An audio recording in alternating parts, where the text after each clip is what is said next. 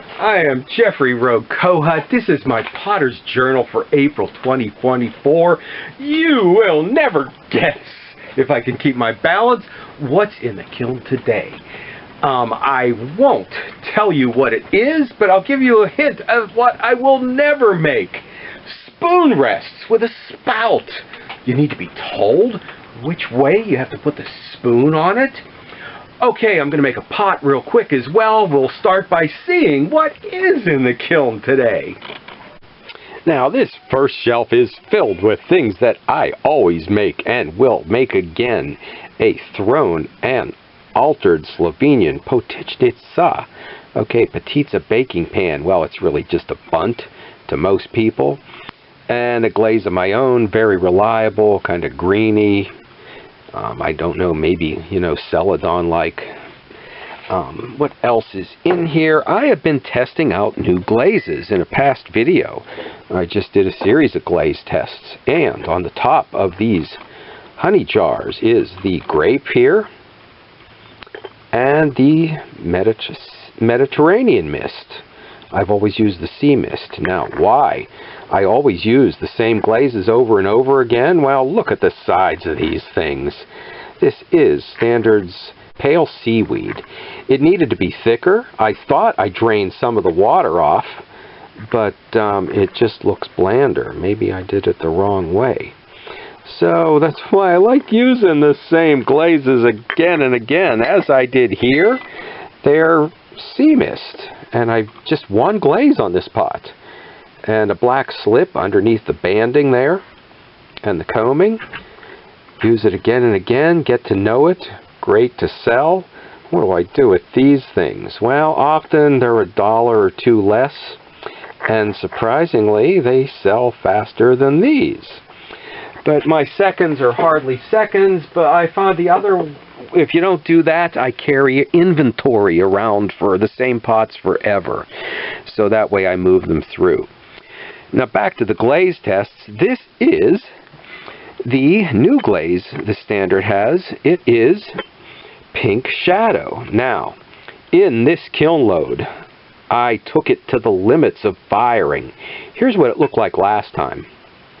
I thinned it down, and I also took it a lot hotter and a longer firing. Okay, this was a cone 5 flat. And maybe a bit of heat saturation too. It went on, usually after I put the kiln on high, it goes for about 5 hours. Well, this time it went for 6. Now, the reason I was looking for a new tan, creamy kind of glaze is because the other one I was using did this if you took it to the limits. So, it may not come out a creamy tan, but it still comes out, okay, a very attractive color. In fact, I think it shows off the slips and the throwing and the shapes and the forms in there better than the, okay, sea mist that I've been using. Well, so I think I found, okay, a new glaze. Now, although the sides are no good, here we go, the Mediterranean mist, taken to the, okay, a good solid 5 is still good on the both of those on the inside, as is the grape. So, my glaze tests, this is kind of the first round on actually using them. And one more, my waster glaze. All the scrap little bits, cleaning out my brushes and sponges and using as a glaze. Okay, makes a nice, okay, combo here too on the honey jars. Now, you'll never guess what is in the kiln. I might jump to the bottom of this kiln and give you more time to guess. And here is what we've done here. This is this firing. This is this firing with the 5-6 glazes, and this is where I usually take it on cone 6. So quite a difference. And quite a difference. Some glazes it works, some glazes it's fine. My green glaze isn't quite as green at that temperature, but it's still, okay, very nice.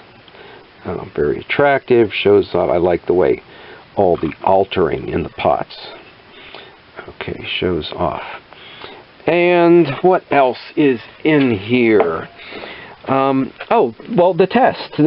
This is the pink shadow. This is what we're looking to use to replace the snow on brick.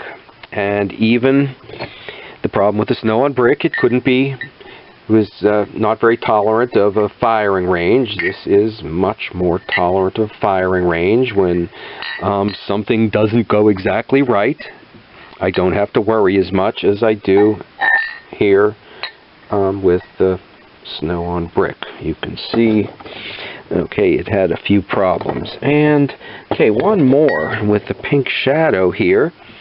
And, oh, yeah, very nice.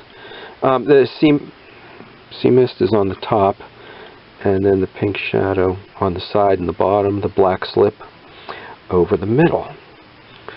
And maybe since this is about spoon rests without a spout, since I will never make them with a spout, I'll show you how I make them real quick. Now we can do it real quick here the way I do it.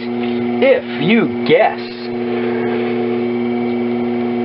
what's in the kiln today, in the minute mark on the video, write it down in the comments where you guess what's in the kiln today. But why I will never make spoon rest with spouts, it really limits the use of the plate. That these can be used for, watch my elbow, almost anything. Hors d'oeuvres, cookies, Daub biscuits, candy, even as spoon rests, and you don't have to worry about throwing the spoon down and not hitting it in the spout.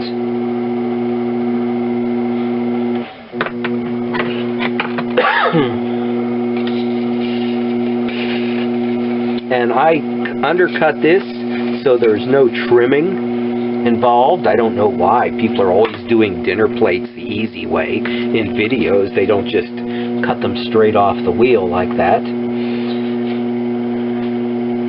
And you know, most of the uses for them, people think in the kitchen while cooking. But I use these when entertaining, and you have a covered casserole and you're keeping it covered, or covered. And this goes next to the casserole dish, and you set the spoon right down on that. Okay, notice, no spout. Now, this spoon rest story, I got a, what do you call, messenger on whatever it's called, face something. And first you look and see, okay, who is this? Do I want to answer these people? Is this a legitimate, even Facebook page? But fortunately, he said, oh, Swickley Farmers Market. Okay. I remember, I think they got the last pie plate from me last fall. But I knew it was a request for a spoon rest. I knew the next thing was they were going to want a spout to put the spoon in. So before anything could happen, I sent pictures. Oh, here. They got the pie plate. I sent pictures of, I've made dozens of these. Took a picture of it with the pie. So there wouldn't be any problem. Would stop that spout thing right away. But then came the picture of one with a spout. So what do you do then? I just made stacks of these with the beautiful slipware designs on them. And then as glaze tests, I made a cheaper version up here. And then there are even some I'm keeping them wet to do sgraffito out of. No way am I sitting back down and making more of these. I've even got a basket ready to go, a few left from last year. Have you guessed yet what is in the kiln today? Put it in the comments. And to keep you guessing as to what's in the middle of the kiln today, let me show you the bottom of this one bunt-like baking pan. When I cut it off the wheel, it had a gouge in it, which is not very attractive. So, and I put a glaze on the bottom, which I don't normally do. And if I do, I like to rub it off a little better like I did up here. So it's just a very thin coat of glaze, but rather thick, so that will help maybe sell it with the gouge and the wire cutoff mark. And it was set up on, okay, the series of pins, which are now flat. Because this thing is huge and heavy. But they came to me with a used kiln. I never hardly use them. So what is in the kiln today? Have you guessed yet? What's in the kiln today? Something I will never make. Spoon rests with a spout. So you know where to put the handle? Oh, you know they work like this too. Why would you need a spout? Well, they sent me the picture of them with a spout. Will you make me one?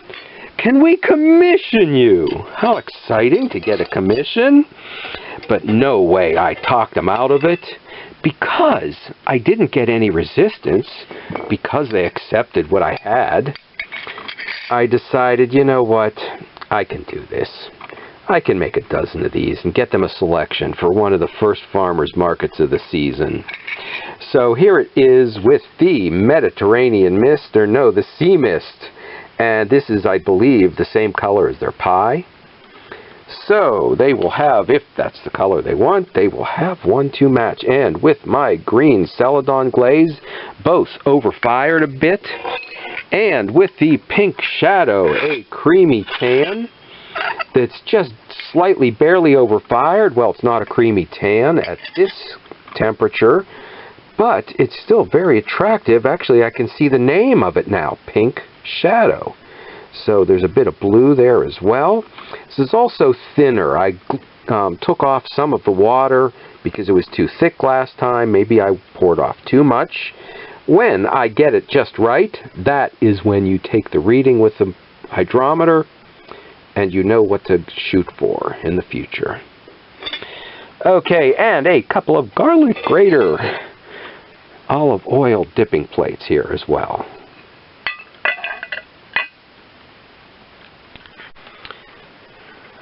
So, have you guessed yet what's in the kiln today? Something I will never make. Something I will never make. Spoon rests with a spout. Do you really need to be told where to put the spoon? And then have to fit it into that spot? Well, what can I say? I got the request. How many times do you get? We'd like to commission you too.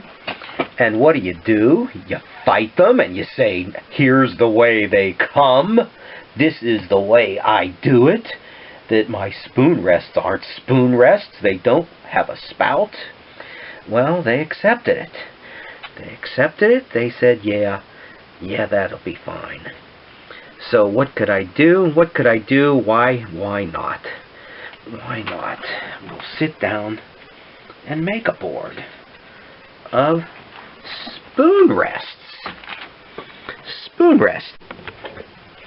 And here is that sea mist fired to a good solid, almost flat touching, going over the edge cone 5, and here it is at what's perfect for me, just at the beginning.